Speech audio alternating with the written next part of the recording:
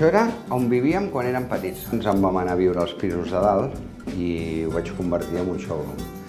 Llavors, jo que sempre faig pastissos per la gent, dic, mira, em faré una cosa que és com viure dins d'un pastís. És viure dins del meu pastís, saps?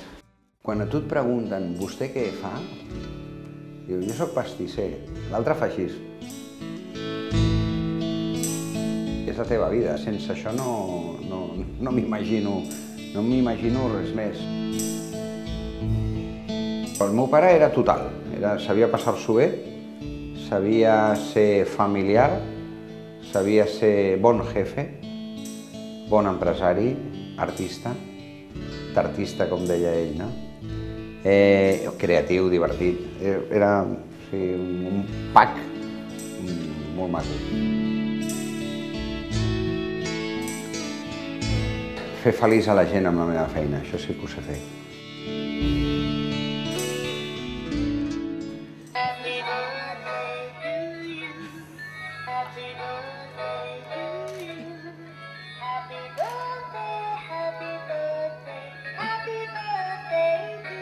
En temps de crisi és quan més creativitat té que haver-hi, això ho tinc claríssim. Diners, amb creativitat jo sempre n'he perdut. Hòstia, és que t'ho has de passar bé. Si no t'ho passes bé, ja anem malament, saps? Ja comencem tort.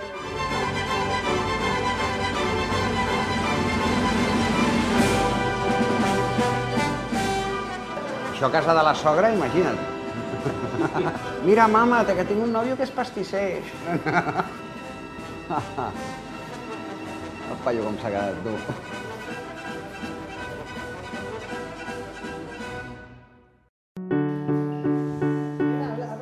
Va, vinga. O sigui, jo sóc molt exagerat i una mica boig.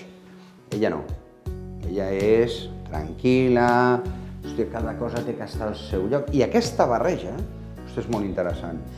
A Cataluña, en mi país, tiene mucha fuerza ya por la cocina, ¿no? Sí, oí muchísimo hablar de los cocineros y gastronomía en general, como referencia está a Cataluña, pero luego, claro, Christian es el punto distinto de tudo que hay, creo, incluso en Francia, en Japón, donde hemos estado, ¿no?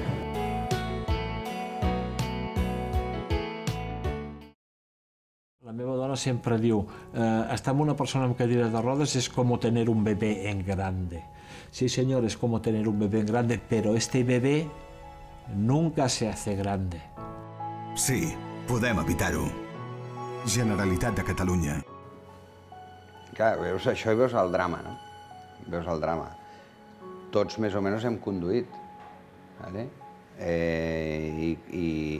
I jo, per exemple, més d'una vegada he tingut sustos grossos, I dius, hòstia, per sort estic aquí, Val la pena fixar-te, perquè més o menys tots ens ha passat, Que dius, ens hem lliurat, però per un segon, Que es facin, home, que es facin i que la gent prengui consciència. Alguna recepta per... D'entrada, no córrer tant. Jo diria, no córrer i concentració.